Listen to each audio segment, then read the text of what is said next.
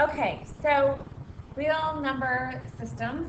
We're going to remember what natural, whole, integer, rational numbers are. And you will remember that natural numbers are the first set, and that's what you did when you were a little kid, when you did things naturally. So when you were counting, you went 1, 2, 3, you didn't talk about 0. Whole numbers, when you got a little older and you learned about 0.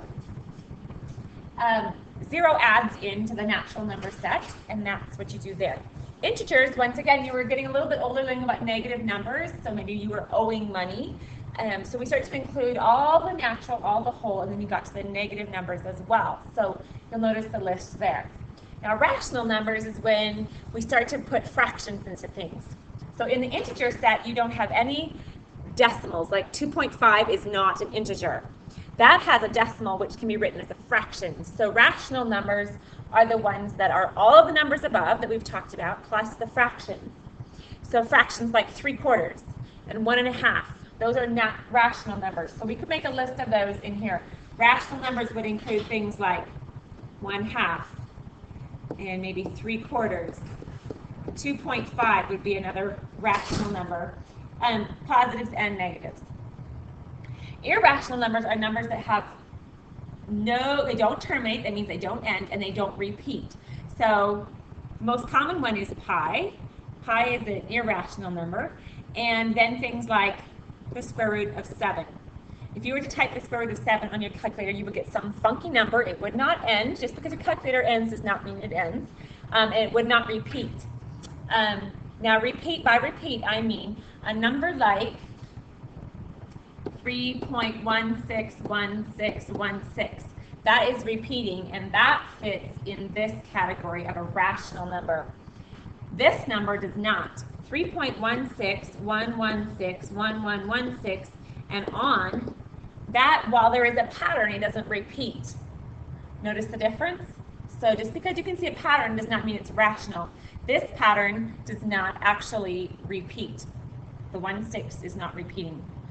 So that is an irrational number. So if it doesn't repeat or it doesn't end, that's an irrational number denoted with a Q. The symbol for that is a Q with a line over the top.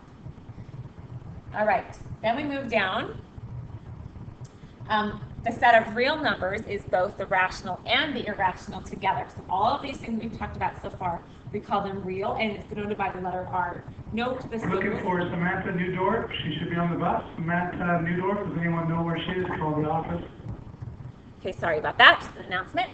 So notice the symbols for all of these things. It's important to know that. So when we go to list this, we can put in each system, when we have this whole box right here, we can say what it is. So the very smallest set is the natural numbers. So N goes in there for natural. Does that look like an M? Make an N for natural. Then we add to it the wholes. Remember, this is like 1, 2, 3. It's hard to write with this, but 1, 2, 3. Wholes are all of those numbers plus 0. Then we have the integer set, which includes all of the natural plus the whole. Then we have the -1 and the -2. Those go in that integer set. Then we have all of those are contained in the rational set. We're going to call this Q here. Rationals like 3/4 and 2.5. Those are rational. Then the other set, there's no correlation between the two. There's no overlap. Is the irrational set. And irrational is denoted with a Q with a line over the top. Things like pi, the square root of 7. Those things are irrational. Okay, turn the page, or look over at page 2. So we could write down here it says for each of the following, write down all the sets of numbers to which the given number belongs, and write the answers from the largest set to the smallest set. So let's just make a list. We have real, rational, irrational, integers, wholes, and natural. All right, so we know for each following from this largest set to the smallest set, all of these are real. Let's just put an R for all of them. There are imaginary numbers. We don't get into those, but that's why we have real, because there is imaginary. Okay, now, which set is this? Does this 9 belong to the rational set? Let's say yes, it's rational. Is this one rational? Yes. The only ones that are rational are funky. I always say, when you're irrational, you're crazy, right? If you get accused of being irrational, that means you're not thinking properly. So they're crazy numbers. This one is rational. Square root of 5, type it in your calculator. Funky number. Irrational. How about this one? Yes, this is rational. It's -7, but it is a nice number. We like it. All right. We've named the rational irrational. Let's go with integers. Which ones are integers? Well, the 9. Not 11/7, not square root of 5. How about -7? Is the -7 allowed? Yes. Integers. Okay. Let's talk about the whole numbers with the W. Is the whole number 9? Yes. Whole number? Nope. Number √5? Nope. -7? No. It's not whole. Natural. The only one that fits in natural is the 9. Is also a natural. Part B, explain why 9 belongs to 5 number sets, but -9 belongs to only 3. Well, -9 does not belong to the whole numbers nor the natural. Okay, moving on down to square roots. Square roots is something you've learned about. We have a list of perfect squares over here on the side. Take note. Very important that you see those, and you should have memorized those. We talked about those last year a lot. Those are perfect squares. A perfect square, think of a square if you want to, and the side lengths are the same. So this is a 2 by 2, which gives it the perfect square as a 4. You could say, okay, I have a square, the side lengths are the same. This is a 3 by 3, so this is a 9. Hence the numbers 1, 4, 9, 16, 25. Okay, now what's important here is that all positive numbers have 2 square roots, one a positive number and the other a negative number. I'm reading right here. The positive square root is called the principal square root and is denoted by this symbol, this little symbol that we have here. That's very important, and for this curriculum, we will always do that. When you see this symbol here, it's going to mean, so this one here, it's going to mean that you have only the positive answer. That's why we have this. The square root of 16 is just a plain old 4 in this curriculum, okay? Hypothetically, it says the square roots of a perfect number, I'm reading here now, are rational numbers, and it's 4 and -4. But in our curriculum, when you see the square root symbol like this, it means only give the positive 4 answer. If you take the square root of a non-perfect square, you will get an irrational number like this one. The square root of 17, they're irrational numbers. Okay, they don't have a nice answer. All right, so it says the ability to estimate mentally the square root of a non-perfect square is important when checking a calculator calculation for possible error. A knowledge of some common perfect squares enables us to make such estimates to the nearest whole number. This list on the right-hand side is so important to know.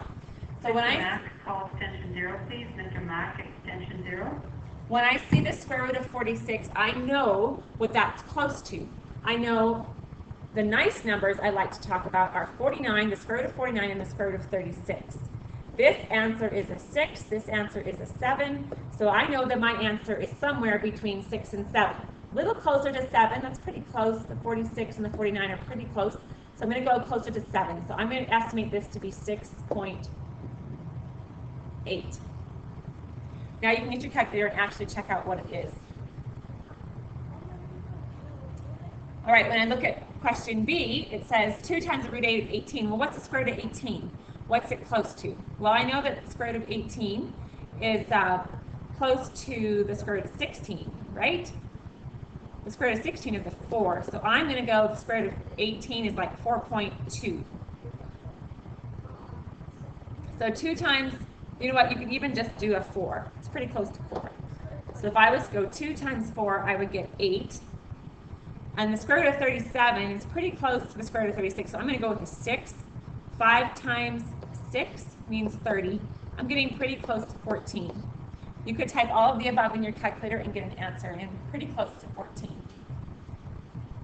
Letter C, negative square root of 5. Square root of 5 is pretty close to 2. I'm going to say 2.1 because I know I'm talking about square root of 4. I'm going to put a negative in front.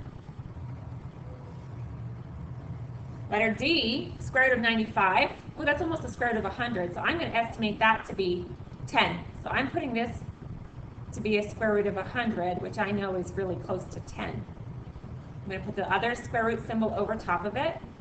And the square root of 10, pretty close to 3, right? Because the square root of 9 is 3. So square root of 10 must be a little bit more than 3. You could estimate those and you can check those on your calculator.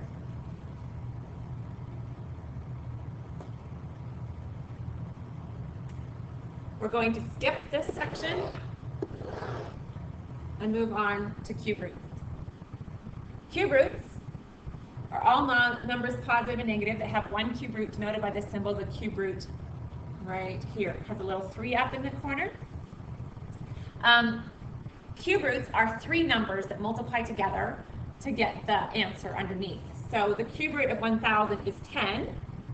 Right here I'm reading because 10 times 10 times 10 gives you the 1,000. The cube root of negative 27 is negative 3 because negative 3 times negative 3 times negative 3. There are 3 of them, and that gives you a negative. Negative is a positive, times a negative is a negative 27. So that's why the cube root of negative 27 is a negative 3. You could also have cube roots of a non-perfect cube root as an irrational number. If this is not a perfect cube, your answer will be irrational. It'll be some funky, crazy decimal. It doesn't work. Okay, we can do the same estimation with cube roots. So the cube root of 11. Nice to have a little list over on the right-hand side. You should memorize those or be able to create it. The cube root of 11. Ooh, look. Fits right in here. So I know the cube root of 11 is pretty close to the cube root of 8. It is certainly between the cube root of 8 and the cube root of 27. This answer is 2. This answer is 3. I'm pretty close to the 2. So let's give a 2.2 for an answer here. Check on your calculator.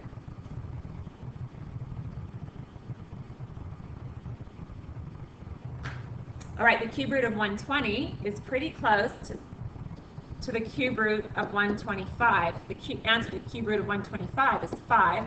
The one below it is the cube root of 64. We did this last year, remember? Is a 4. So where are you pretty close to? You're pretty close to this 5. Are you quite to 5? Not quite. Let's go with 4.8 as a possible answer. Check it. And I won't do this one.